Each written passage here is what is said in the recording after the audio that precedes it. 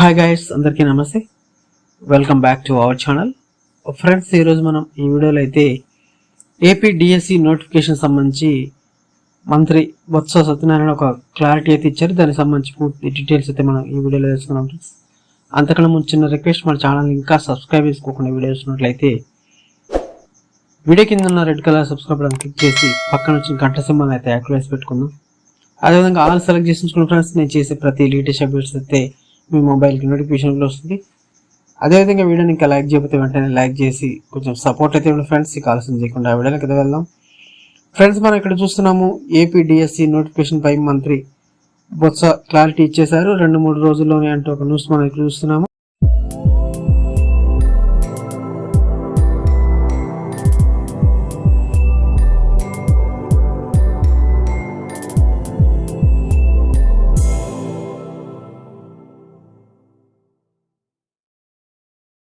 Teacher ఉద్యోగార్థుల ఎప్పుడెప్పుడా అని ఎదురు చూస్తున్న ఏపీ డిఎస్సి నోటిఫికేషన్ పై ఆంధ్రప్రదేశ్ విద్యాశాఖ మంత్రి బొత్స సత్యనారాయణ క్లారిటీ ఇచ్చేశారు.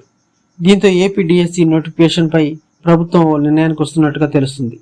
డిసెంబర్ 29 మంత్రి బొత్స వీడియోతో మాట్లాడుతూ 3 రోజుల్లో డిఎస్సి నోటిఫికేషన్ పై ఒక స్పష్టమైన నిర్ణయం వస్తుందని తెలిపారు. ఈ డిఎస్సి పై చర్చ జరుగుతున్నట్టు తెలిపారు. దీనిపై ముఖ్యమంత్రి వైఎస్ జగన్మోహన్ విధానపరమైన నిర్ణయం తీసుకుంటారని మంత్రి బొత్స సత్యనారాయణ తెలిపారు. రాష్ట్రం తమ ప్రభుత్వం ఏర్పడిన తర్వాత దశల వారీగా టీచర్ పోస్టులు భర్తీ చేశామని బొత్స చెప్పారు.